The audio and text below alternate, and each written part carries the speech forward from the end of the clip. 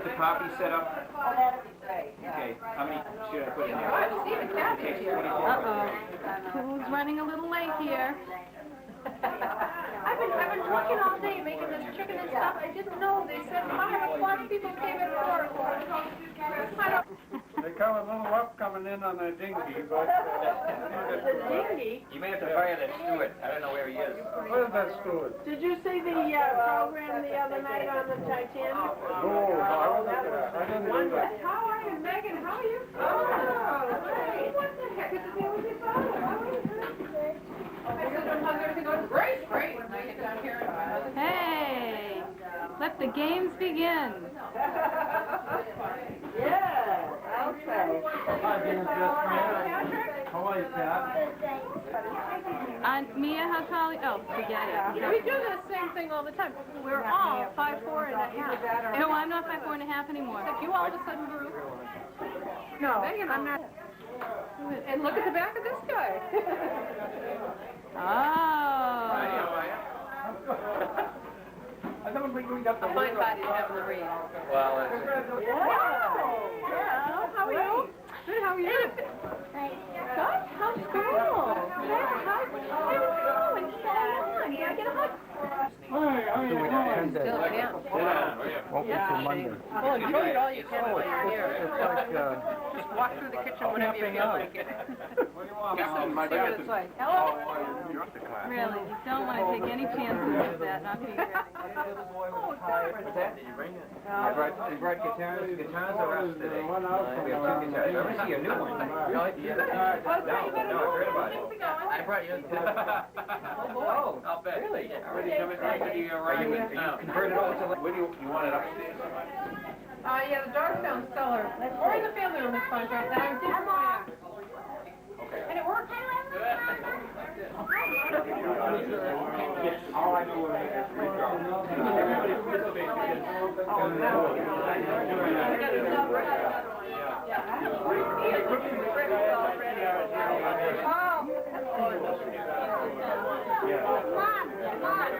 come back?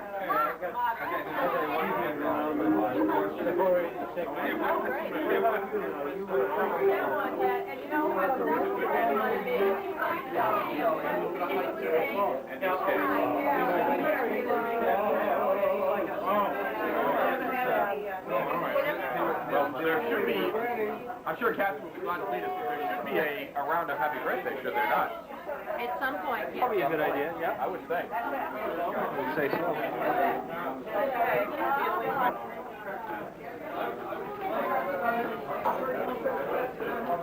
It's much brighter in here.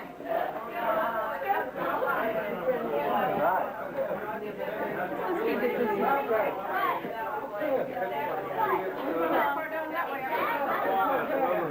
1, 2, 3. Babushka! Do it again? Okay. 1, 2, 3. Babushka! You gonna sing tonight? What are you gonna sing? A little lonely. Check the top drawer in the kitchen. There you go. Are you gonna put it back in to perform? No. No. I got hot. Oh, bummer. Let's keep it candid. Oh, I got Amy Pro, which is program and also has... Keep it candid. Keep going. Happy birthday, Uncle Charles. There, too. Happy 70. I'll see 70 more. Hope to see you at the 100. We're not talking about your age. I'm so mad about the coverage. We don't get played on Excuse me, Mom. What should I do Mom, what should I do they won't be able to see me from doing the piano. You think the audience isn't going to be able to see you well enough, Caroline? Are you kids acting now? Or Well, Yeah? We're waiting for all the people to get ready with their acts. Excuse me. oh, here's the master of ceremonies. What's going on down here?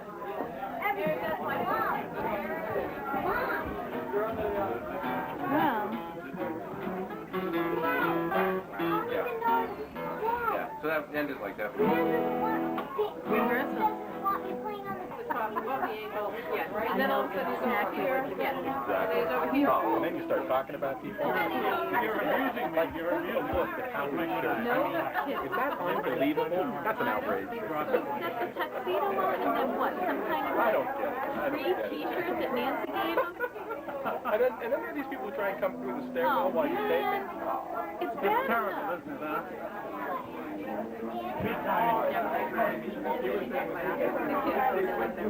Was saying, no way OJ could have gotten from what? Okay, from Rockingham to Redwood in time to commit those crimes. My father's saying, hello, you understand race relations in Los Angeles at all? The blood was clearly planted at the scene.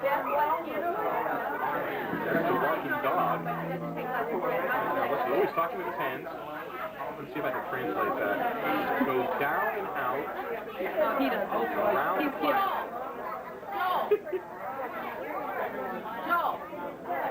I have a dispatch from California, which is to be opened when we're all suitably have to consume several strong libations. And do not open it. But before that, What's he saying? no, there's another document. These people, somebody talking. Captain. Captain, I know you do. These people have gone to several functions similar to this. And they've gone to Arafat and Benzedrin and Butte and another couple, Napoleon Bonaparte and Busty Ross. So you see what kind of people they are. But this has never been read before. You may open it, sir. Is this the fire drill? It's a letter bomb. Where's the hook? Well, there's a controller. Oh.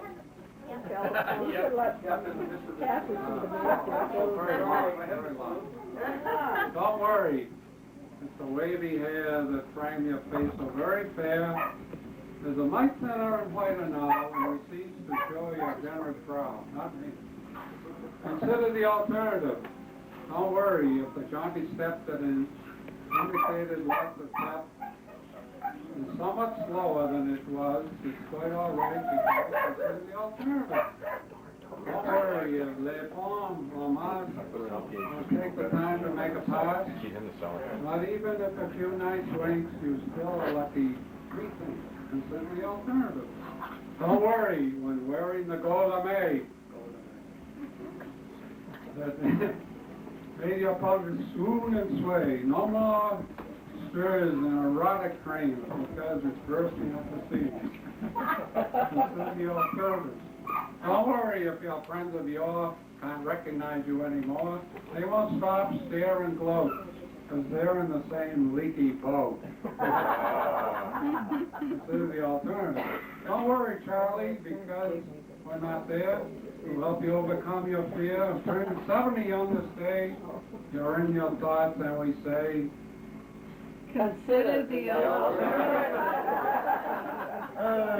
90. And 70 Jewish scholars went to that island.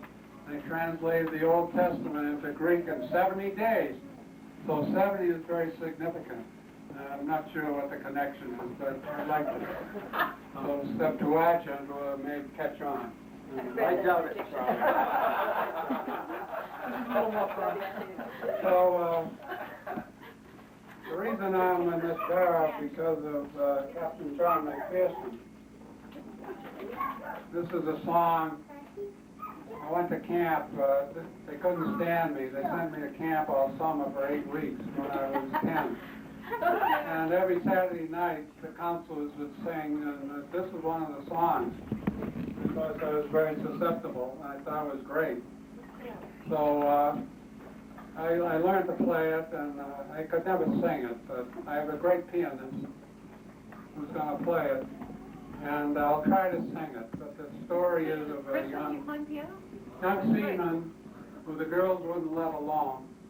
And he solved this problem very nicely. And I hope I can convey that. But the song has more significance. Let's see. We had a friend, I still have him. He's not in good shape. He's a wonderful voice. He liked the song. He sang it all over the Boston area. And when he graduated from BU in music, he realized what his future was. He gave up music. Anyway, he was a great voice, and this song meant a lot. In fact, Paul Cullinan used to call him, because he was reportedly Captain McMonster. He didn't discover this song, I did. So I'll try to do it justice. Patrick has the program. Oh,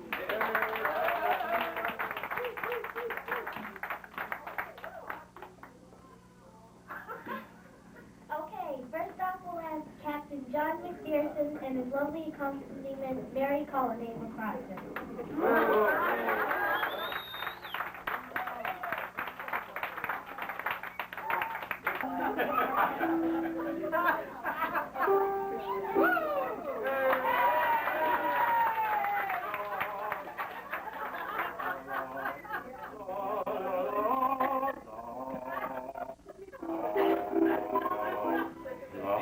We have to turn on the recorder. La la la. Okay. La la. Let's start the recorder. Let's see again. Beautiful, Mary. All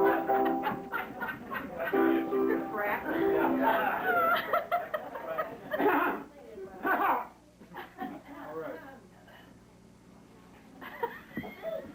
Stop giggling.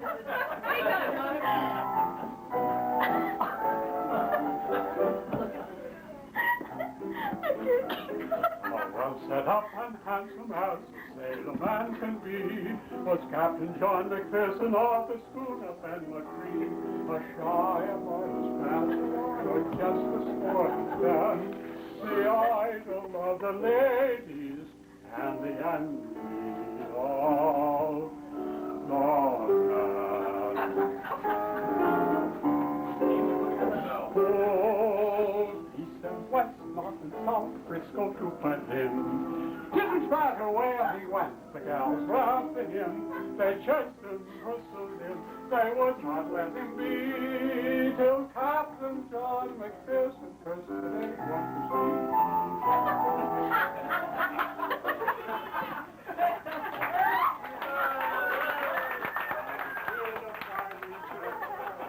To make himself look skeleton, he took some captain food. He wore a pair of spectacles and looked morose and queer, but the gals still flocked around him and said he was a dear.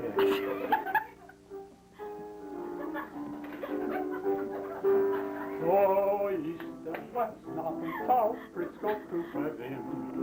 Didn't matter where he went, the cows were after him. They chased him, pursued him, they would not let him be, till Captain John McPherson cursed the day he went to sea.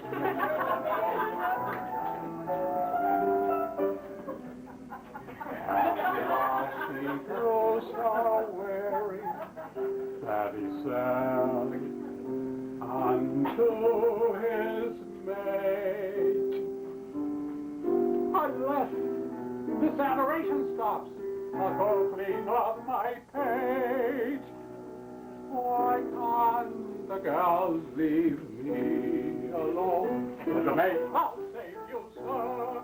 You take a wife, that's my advice, and leave the gals. Oh,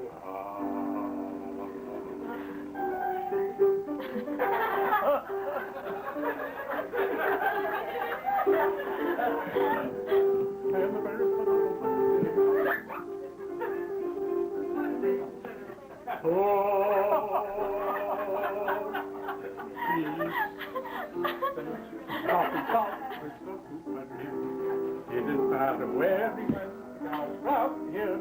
They chased him, pursued him, they would not let him be. But they did when Madam Captain John was mistress of the sea. Oh, was mistress of the sea.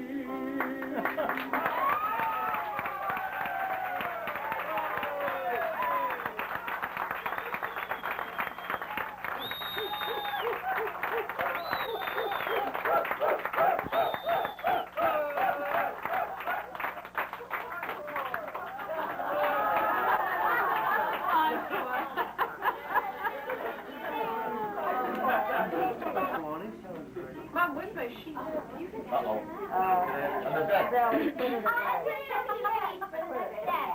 Okay. We will now have Mary Beth McCrossin playing Happy Birthday on the piano.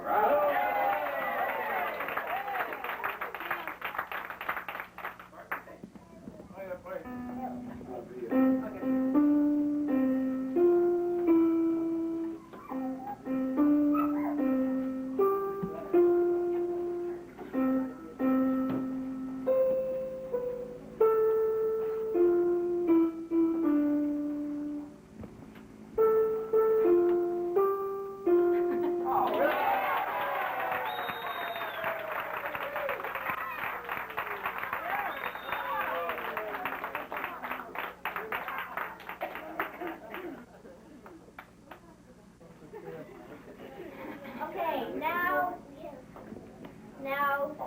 Mike Fisher, Sally Fisher, Auntie Mia and Uncle Greg will do 2 skits.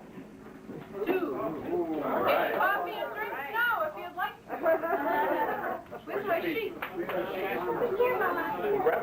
We'll do that first, right? No, we'll end with that one. We'll end with that one. Ding, ding. You're supposed to come when I ring the bell. Got it? Ding, ding. Tap it 3 times. No,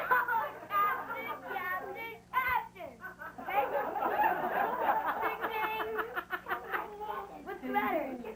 I said I would stink. The ship is stinking.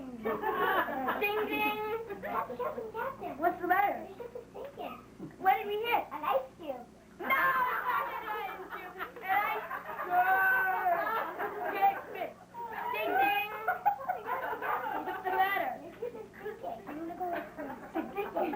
What did we hit? An iceberg. How far are we from shore? 19 miles. 19 nautical miles. Got it? Ding, ding. Captain. What's the matter? The ship is sinking. What did we hit? An iceberg. How far are we from shore? 19 nautical miles. What direction are we heading? Straight down. Get out!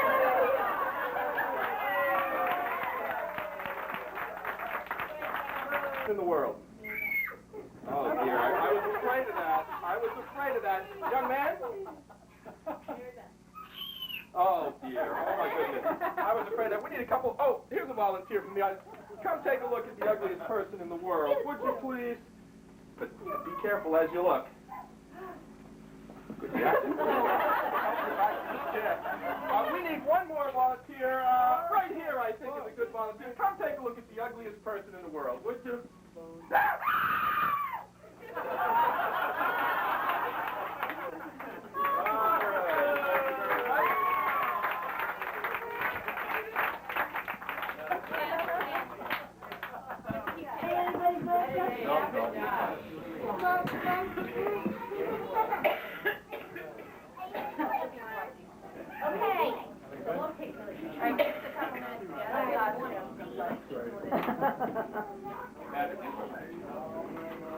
Few minutes. Do you have a joke?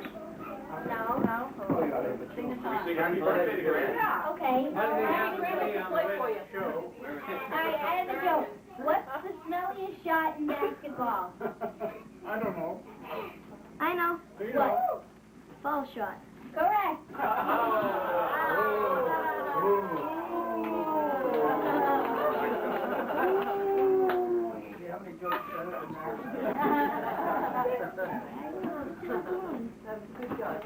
Yeah.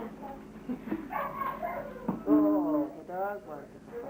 Okay, and now here they are, Paul and Jody and family. Oh.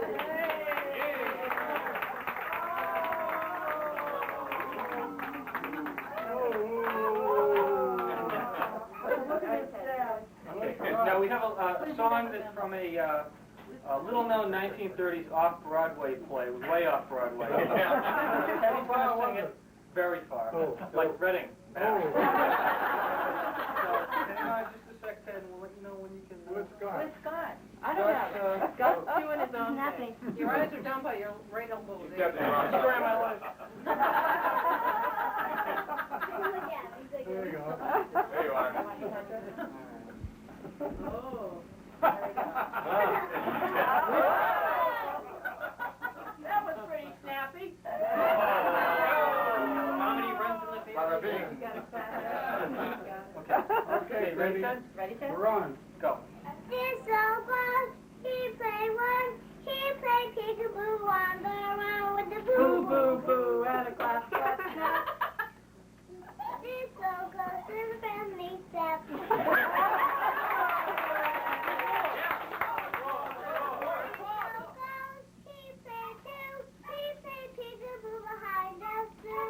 Boo, boo, boo, and a clap, clap, clap. This so close to the family step. This so close, he played three. He played peekaboo behind the tree with a boo, boo, boo, and a clap, clap, clap. This so close to the family step. No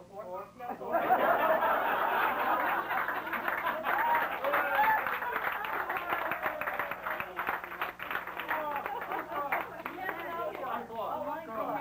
Halloween is coming, I like it the most. I'll be a goblin, you can be a ghost. When we get all dressed up, we won't say, boo! This trick got free today.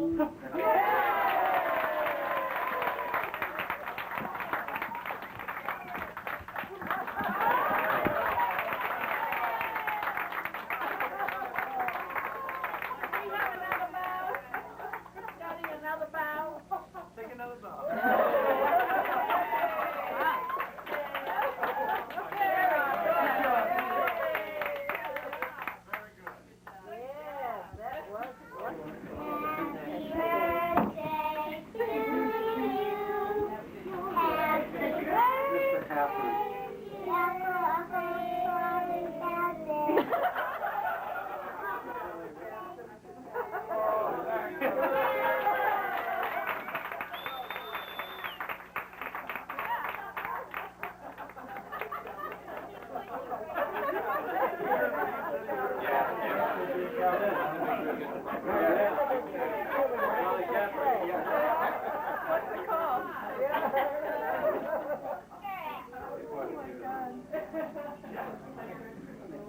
Mr. MC. Okay, and now I will sing a song from Aladdin called The Whole New World. Ooh. Copy of it? Oh. Sit back and enjoy your fruit. So I was going to what, Steve? Hey, Mom can do it. Okay, hold on. You got it, huh? I can show you the world, shining, shimmering, splendid. Tell me, princess, now when did you last let your heart decide? I can open your eyes, take you wonder by wonder, over, sideways, and under, on a magic carpet ride.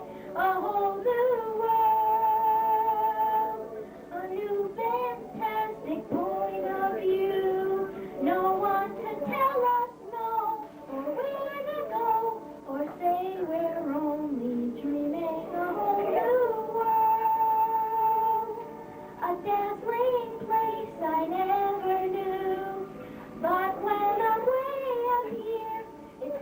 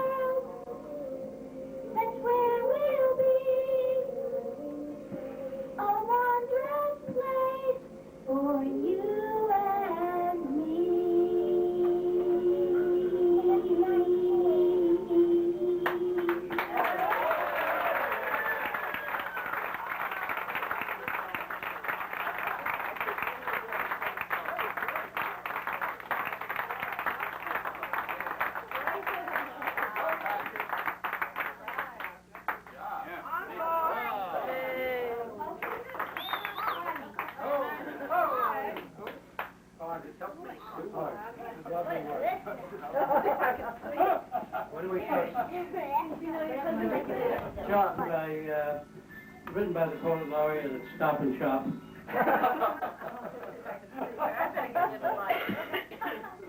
What about Charlie? No, I can Do I see have it a here. seat on? Okay. Okay, No, wait, this this is the first, we're gonna do these, okay. No, I remember what we're gonna do now. Did you practice? Yeah. I told Patrick we didn't want to follow, it's a tough act to follow Patrick and the Reading color names. Here we go. Okay. So, all hail to Charles, a most worthy man. Let's celebrate his 70th as best we can. Though born in a log cabin in Somerville, Mass, he was definitely a member of the upper class. If you don't like class, you could try crust. But then you've got to deal with the rhyme word lust. To school he went in all due course. His parents and teachers never had to use force. From Western Junior to Somerville High, the academic years seemed to fly by. Southern Junior. Well, wait him. Never blotted his copybook, a good student he. Smoked not at all, bad for the wind, you see. All his free time went to the slide trombone. He kept his lid on his id, and his eyes on girls never roamed. And speaking of flying, the U.S. Navy saw that his talent was no mere maybe. They trained him to fly, drop bombs, and patrol. So we won World War II, which was our goal. Oh, that's me, okay. After the smoke of battle cleared, he studied chemistry, a subject most feared. Playing in the tough band under Thompson Stone, he made use again of his slide trombone. A job in the library, never dull, led him to his spouse, Mary Elizabeth Cull. The library was old and starting to crumble, but he learned to talk soft and also to mumble.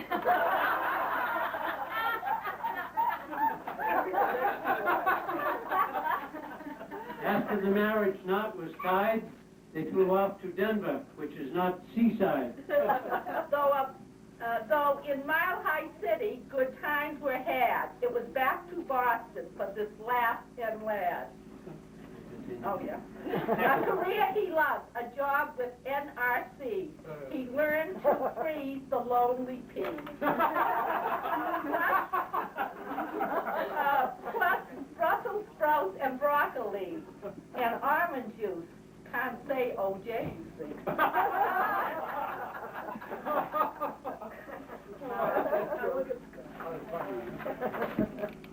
Musicians, Fran and Steve were born, then Mia arrived playing the French horn.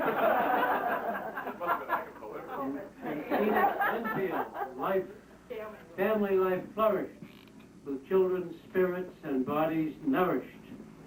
Your problems were few, your blessings abounded, a wonderful wife, who your praises ever sounded. And 45 years of married bliss. It's the record for an armistice. That's you again. Oh, okay. Blessed with talents, artistic and musical. You added to that a mind very whimsical. Life continues with gifts to please, with 9 grandchildren to love and to tease. The sage advice of old you followed, advice from many all hallowed. Your life was based on some simple rules, that you could do any job if you had but the tools. You remembered well that sage advice? It is the spirit that soars and sings. Your love was not material things. Go ahead. For some ways of the world you developed a loathing.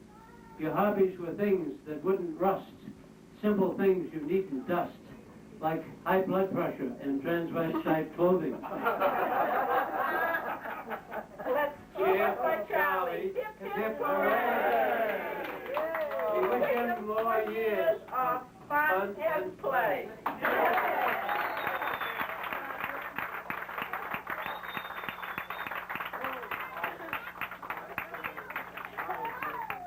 We'll have to improvise something. Exercise. Great. Little symbol. Oh, that's good. See what that is? You have to look at the video. Yeah. Yeah. I said to John that Howard's birthday too, so they're gonna improvise something and come back later. Happy birthday. Yeah. That was great, John. That was good. Oh, that was wonderful. Wow. Wish I could play Happy Birthday. Banana. Yeah. Yeah. Beautiful. It's a grant. Okay, and now, Mr. Carter is back. Yay! Really? Hey, Barb, we're on. You're on,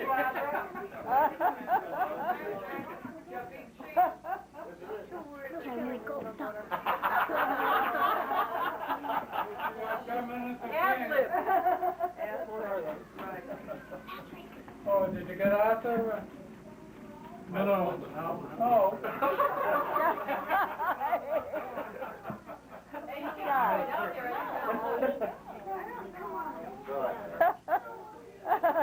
Oh, Barbara, if I could do it, come on. Yeah, mine up there. What's happening? What's going on? Scene change. Come, Mother.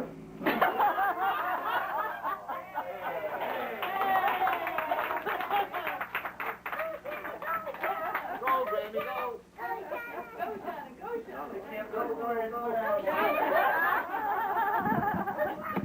Can't they sweep the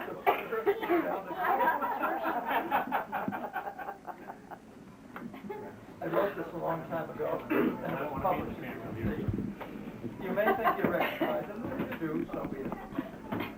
Barbara and I will now read a famous poem to you. Once upon a midnight dreary, while I pondered weak and weary over many a quaint and curious volume of forgotten lore, while I nodded, nearly napping, suddenly there came a tapping, as of someone gently rapping at my chamber door. "'Tis some visitor," I muttered, tapping at my chamber door. "Only this, and nothing more." Ah, distinctly I remember it was in the bleak December, and each separate dying ember wrought its ghost upon the floor. Eagerly I wished the morrow, vainly I had sought to borrow from my books a cease of sorrow, sorrow for the lost Lenore, for the rare and radiant maiden whom the angels named Lenore, nameless here evermore. And the silken, sad, uncertain rustling of each purple curtain thrilled me, filled me with fantastic terrors never felt before. So that now, to still the beating of my heart, I stood repeating, "'Tis some visitor entreating entrance at my chamber door. Some late visitor entreating entrance at my chamber door. This it is and nothing more." Presently my soul grew stronger, hesitating then no longer. "Sir," I said, "or madam, truly your forgiveness I implore. But the fact is I was napping, and so gently you came rapping, and so faintly you came tapping at my chamber door, that I scarce was sure I heard you. Here I opened wide the door, darkness there and nothing more. Deep into that darkness peering, long I stood there, wondering, fearing, doubting, dreaming dreams no mortal ever dared to dream before. But the silence was unbroken, and the stillness gave no token, and the only words there spoken was the whispered word, Lenore. This I whispered, and an echo murmured back the word, Lenore, merely this and nothing more. Back into my chamber turning, all my soul within me burning, soon again I heard a rapping, something louder than before. "Surely," said I, "surely that is something at my window lattice. Let me see then where thereat is, and this mystery explore. Let my heart be still a moment, and this mystery explore. 'Tis the wind and nothing more." Open here I flung the shutter, when many a flirt and flutter in their state the stately raven, the saintly days of yore. Not the least obeisance made he, not a minute stopped or stayed he, but with mien of lord or lady, perched above my chamber door, perched above a busted palace just above my chamber door, perched and sat and nothing more. Then this ebony bird beguiling my sad fancy into smiling, by the grave and stern decorum of the countenance wore. Though thy crest be shorn and shaven, thou, I said, art sure no craven, ghastly grim and ancient raven, wandering from the nightly shore. Tell me what thy lordly name is on the night's Plutonian shore. Quoth the raven, oh. Never again.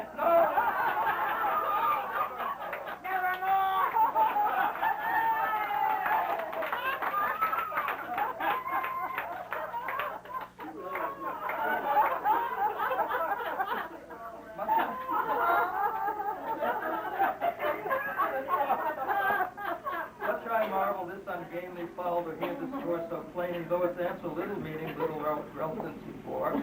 Oh, we cannot help agreeing that no living human being ever yet is blessed with seeing bird above the chamber door, bird or beast upon the sculptured above his chamber door, with such name as nevermore. But the raven, sitting lonely on that placid bust, spoke only that one word, as if his soul in that one word did outpour. Nothing further than he uttered, not a feather than he uttered. Till I scarcely more than muttered, other friends have flown before, on the morrow he will meet me, as my hopes have flown before. Then the bird said,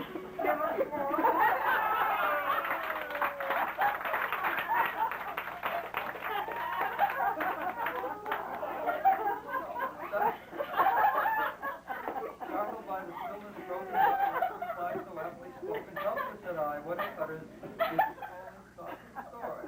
Not from some unhappy master whom unmerciful disaster followed faster, till his songs one burden bore, till the dirges of his hopes this melancholy burden bore of never, nevermore. But the raven still beguiling all my sad soul into smiling, straight I wheeled the cushion seat in front of bird and busted the door.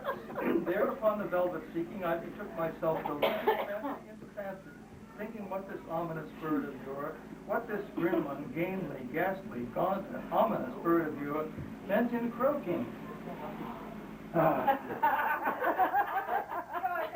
Right up to her. That's it's your turn. Gazed but no syllable expressed to the fowl whose fury eyes now burned into my bosom's core. This and more I sat divining, with my mind at ease reclining on the cushion's velvet lining that the lamplight floated o'er. But whose velvet lining, with the lamplight floating o'er, she shall press heaven's door. Then we thought the air grew denser, perfumed from an unseen censers, swung by seraphim whose footfalls tinkled on the tufted floor. Wretch, I cried, thy God hath lent thee, by these angels he has sent thee. Respite, and nepenthe from my memory till Lenore. Quaff, oh quaff this kind of nepenthe, and forget this lost Lenore. Quoth the raven.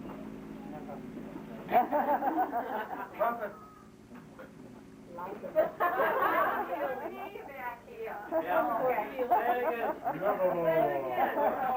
Prophet said I. From the top.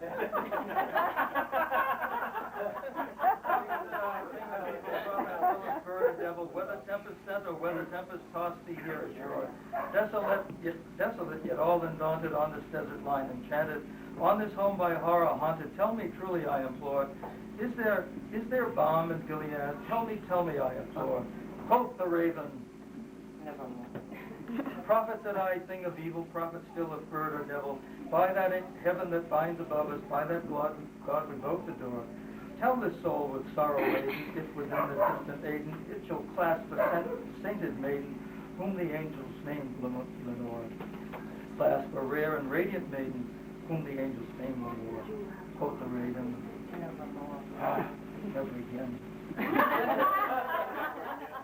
By that word our sign of parting, bird of fiend, I shrieked of starting. Get thee back into the tempest and the night's Plutonian shore.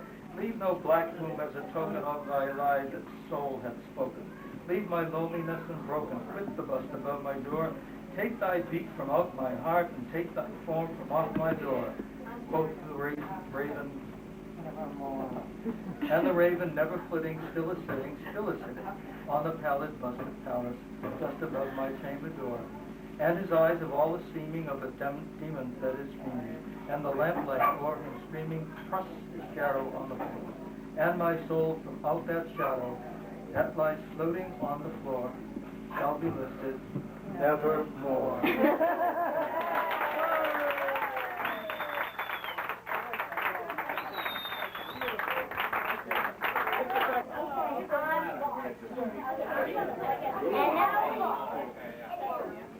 And now we have a duet by Uncle Steve and Matt. Yay!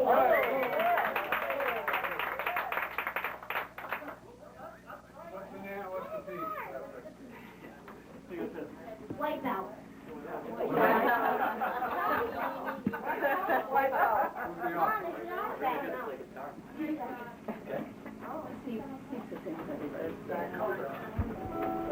How's your mind? Whoa!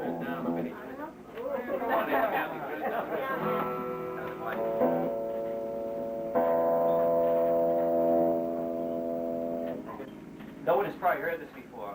This is the first time we've done it. Okay, Matt, count us down. 1, 2, 3, go.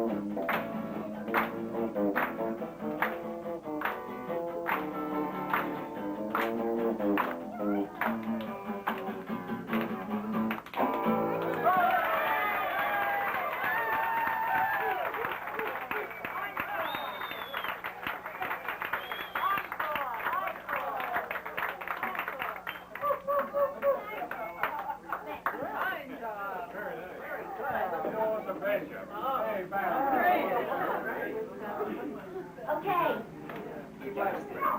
And now, our Barbara will recite.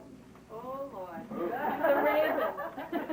All right, you need a violin? After the last recitation. Thank you, thank you. I'll open this way. Outside? No, I don't want to make it. Okay, this is for the grand 70th. We all know Septaugint Charles, who seemed to have lost all his marbles when he appeared one fine day dressed in all gold lame. The effect was truly quite marvelous. Today we all gather here to celebrate his 70th year. When the hoopla has passed, all the memories will last. The big decision, what's the next costume to wear? So now let's all give a big hand for the wonderful guy known as Grand, who takes great delight mornings, noon, and some nights playing oompa oompa in some band.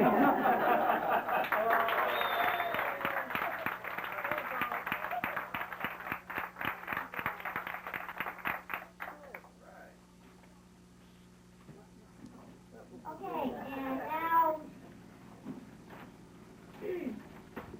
Graham McCrossan and Matt McCrossan will do a duet.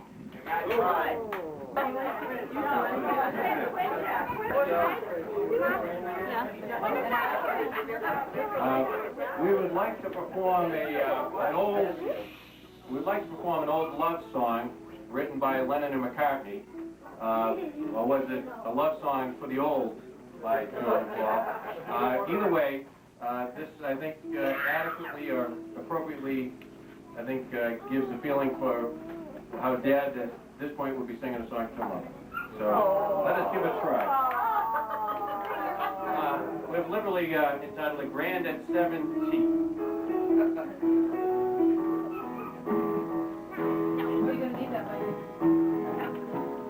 Now that I'm older, got all my hair, think the time is now. Will you help me be my Valentine? Without my glasses, can't see a line.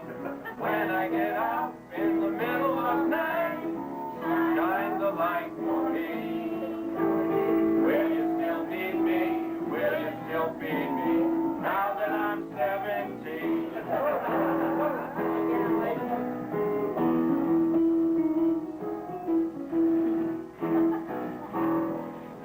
White Volvo, mad bike we drive, Saratoga bound.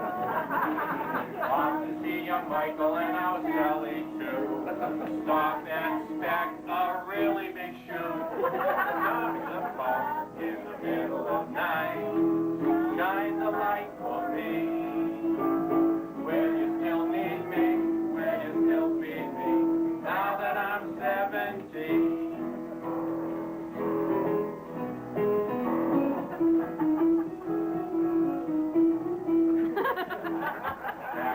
Volvo 95 South, we're in Rhode Island now. Hey, and Matthew, Patrick, and there's Mary Beth. All the family love me to death. Always a ball field, even at night. Shine the light for me. Will you still need me? Will you still be me? Now that I'm 17. A couple more verses.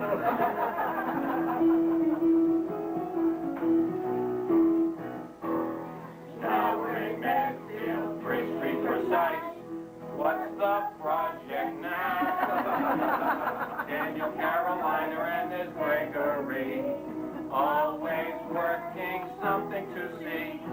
Up on a ladder, painting at night. Shine your light on me. Will you still need me? Will you still be me?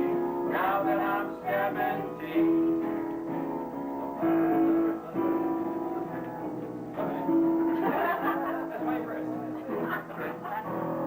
Back home in Norwood, party tonight. Friends and family. Everybody's gathered and the mood's sublime. No better way for spending my time. Costumes and music, dancing girls too, till the hour is wee. Will you still need me? Will you still be me? Now that I'm 17. Will you still need me? Will you still be me? Now that I'm 17.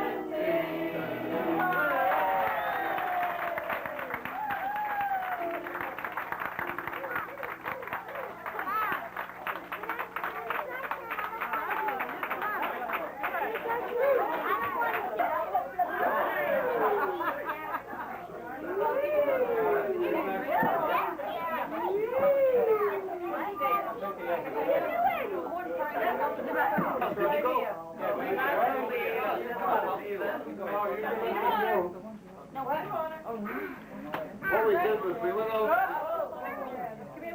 we hired a band to accompany us, but there wasn't enough room in here, so we had them put it on tape for us. All right, so. Hey, well, let's start now. Okay, start it.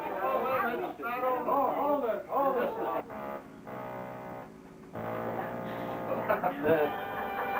Sit down, Captain. How are you feeling tonight, Mr. Bones?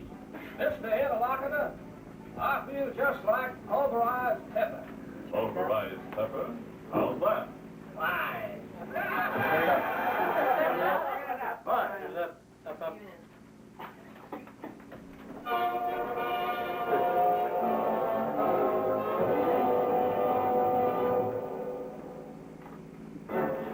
Rainbow friend, you're our uncle Charles too. You're a father, a husband, a friend. You're a man we see, a retiree, living your life filled with glee. You're a rainbow friend, you're Caroline and Sally, Mary Beth and Megan too. And let's not forget Nathaniel, Gregory, Patrick and Matthew. You're a rainbow friend, you're our Uncle Charles too, the godfather of Nancy's Lee. You have no bones to bet on crown and play us a tune on the Lee.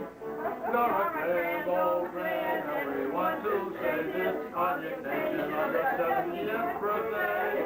We're here tonight to show you the light, showing our love here, showing our love here, showing our love here for you.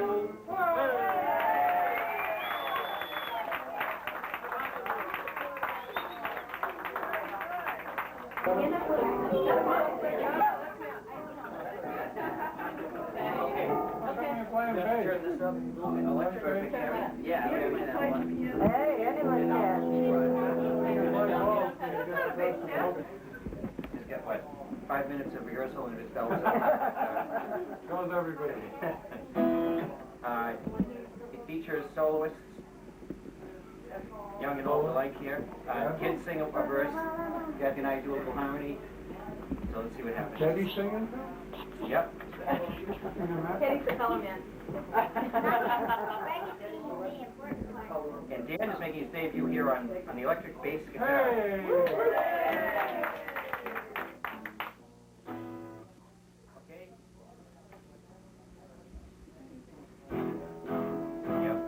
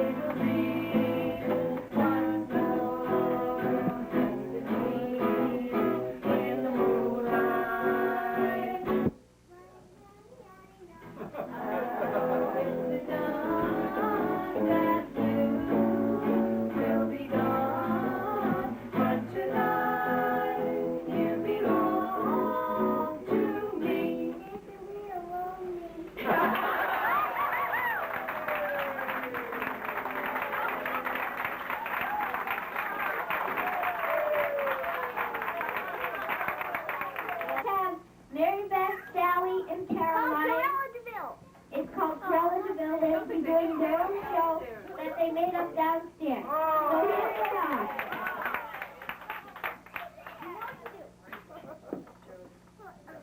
Can you sing a song for me? Okay. Can you feel the... Uh-oh, here comes Gorilla. Gorilla do Bill. Gorilla do Bill. No one can stop me. Come on, sister. Hey, I can believe man. You're under arrest. You come with me now. Oh, let me go on to some bars.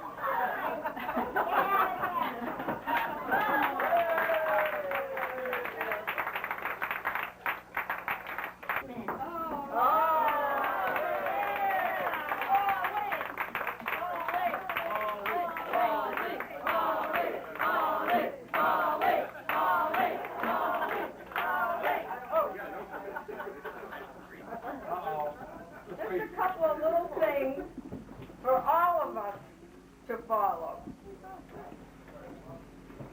Don't wait till it's getting late. If you have talent, use it. If you have happiness, diffuse it. If you have faith, live it. If you have a gift, give it. If you have sadness, hear it. If you have a joy, share it. If you have an idea, spring it. If you have a song, sing it.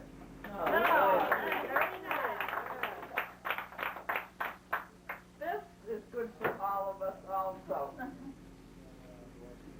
Actions. A-T-I-O-N-S. If we meet and I say hi, that's a salutation. If you ask me how I feel, that's consideration. If we stop and talk a while, that's a conversation. If we argue, scream, and fight, that's an alteration. If later we apologize, that's a reconciliation. If we help each other, that's cooperation. And all these Asians added up make civilization. And if I say this is a wonderful poem, is it exaggeration?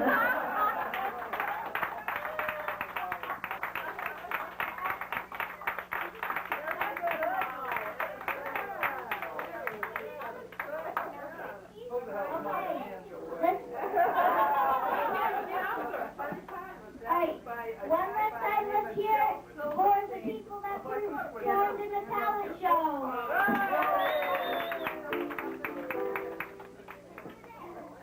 And now here's some last words from Captain McPherson. Well, thank you, Patrick. You did a great job as MC. Today is Howard Darrison's birthday. We're celebrating. Let's We're in the October. We're born the same day, October 29th. And Howard will get equal opportunity. I'm sure all these things apply for him, except for John.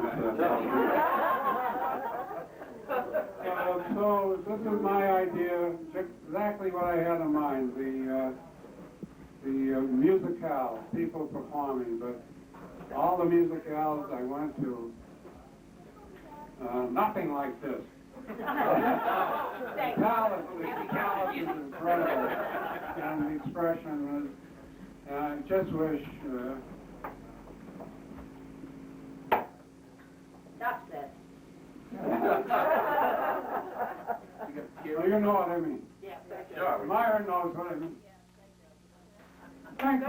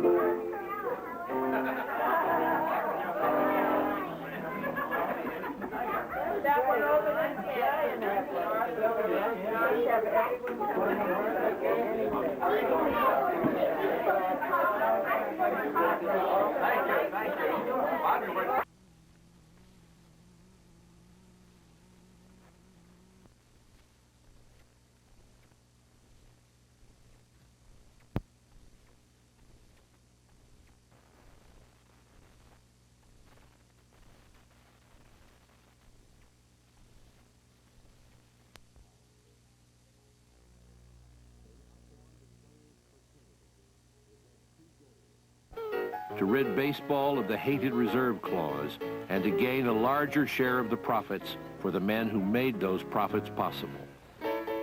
At first, they got nowhere. The owners simply ignored them. Then, in 1914, a band of rich businessmen, hoping to get in on the baseball action, formed their own league, the Federal League. They began offering big money to big stars willing to sign up with their teams. They even gave the players the right to become free agents. 81 players were lured to the new league, including Three Finger Brown, Joe Tinker, and Chief Bender. Old ballparks were renovated and new ones built, including one on Chicago's north side that would one day be called Wrigley Field. For a time, the Federal League was a success, with teams in 8 cities, including Baltimore, Pittsburgh, Brooklyn, St. Louis, and Kansas City.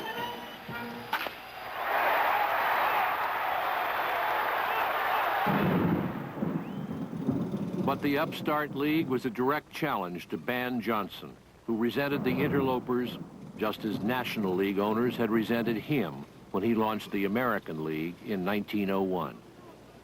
Johnson denounced the competition as pirates and threatened to blacklist any players who jumped to the new league. But to stem the flood of deserting players, he and his owners also raised the salaries of remaining stars and pledged to do better even by average players in the future.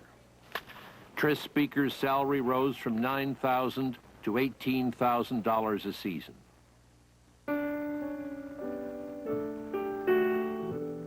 The Federal League owners fought back, charging that the major leagues constituted a monopoly, and they sued organized baseball in federal court in Chicago in 1915. The presiding judge was said to be death on trusts, but he was also a baseball fan. He refused to rule quickly, and the months dragged on. Finally, Federal League owners, increasingly strapped for cash after 2 shaky seasons, gave up. The new league collapsed. So did Ban Johnson's promises of better pay. Tris Speaker's salary was cut in half. The players were as powerless as they had been before, and still the federal judge had not ruled.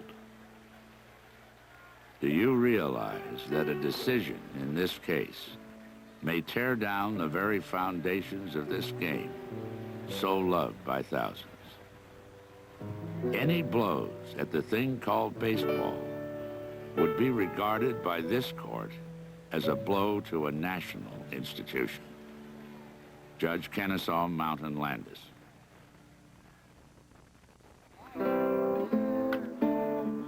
They have work to do, and they should be sleeping or eating. But they would rather do without sleep or without a square meal deliberately eaten than miss a minute of a ball game. Even if they go on their night turn in the mill or factory, minus the rest that should be theirs. Baseball has been a passion of immigrants because it is a way into the United States. It's a kind of citizenship perhaps more authentic than anything which can be on a piece of paper. Sometimes it was the youngster's rebellion against his father becoming less Polish, more American by taking up baseball. But it became an enormously important part of the American identity.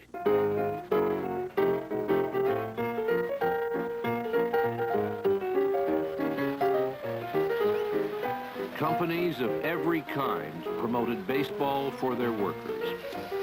Management believed it encouraged teamwork, provided a healthy way to fill spare time that might otherwise be devoted to labor agitation, and taught immigrant workers how to be real Americans.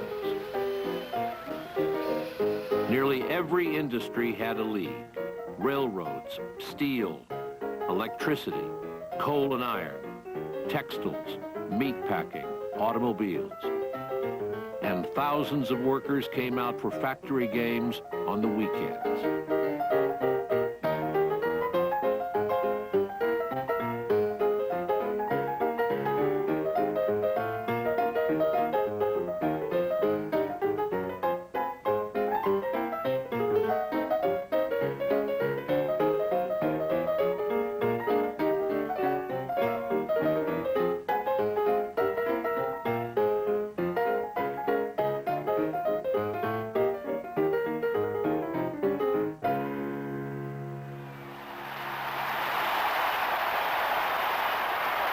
September 20th, 1914, more than 100,000 people filled Cleveland's Brookside Stadium to see the Telling Strollers beat the Hannah Cleaners 8-3.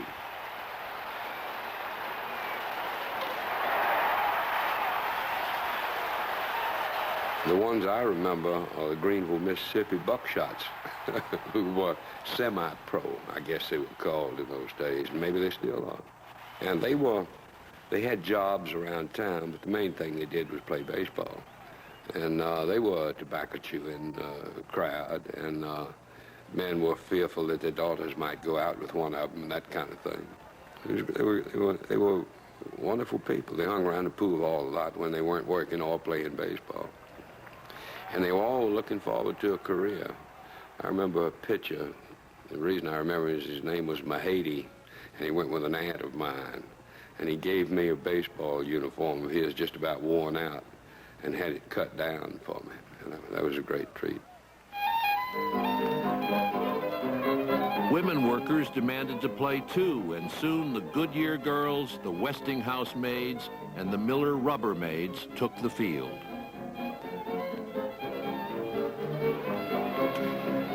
July 24, 1914. Miss Elizabeth Murphy, the young girl baseball player from East Warren, will accompany the local team to Rocky Point Sunday, where she will be given another opportunity to appear in the game between the Warren Shoe Company and the American Enamel Works. Miss Murphy played with the local 9 on the Child Street grounds Sunday and held down the first sack in an excellent manner. Warren and Barrington Gazette.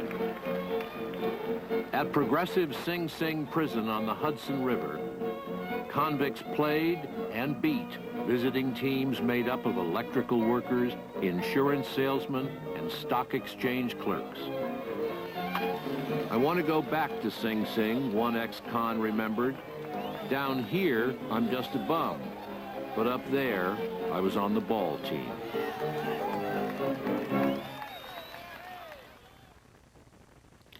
George Stallings was the manager of the Miracle Braves of 1914, who went from last place on July 4th to winning the pennant and eventually the World Series against the highly favored Athletics.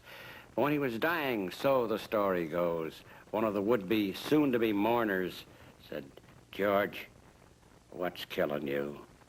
Stallings replied, "Bases on balls."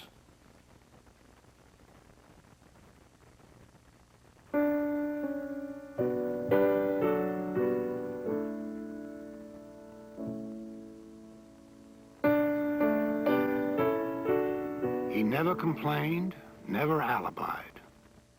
He was never known to criticize a teammate or call an opposing ball player lucky.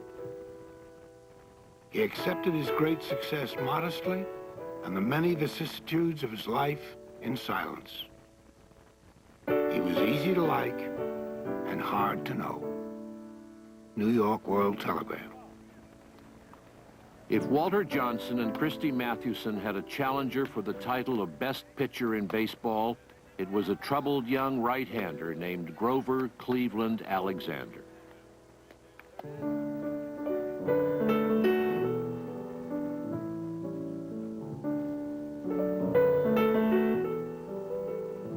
A Nebraska farm boy, the son and grandson of alcoholics, and one of 13 children. He had honed his startling accuracy by hurling rocks to kill birds to help feed his family. He was a minor league star at 22 when a shortstop's throw to first hit him squarely between the eyes. He was unconscious for 2 days, then stricken with double vision. He kept throwing anyway. He was afraid, he remembered, that if he did not, he would go to pieces.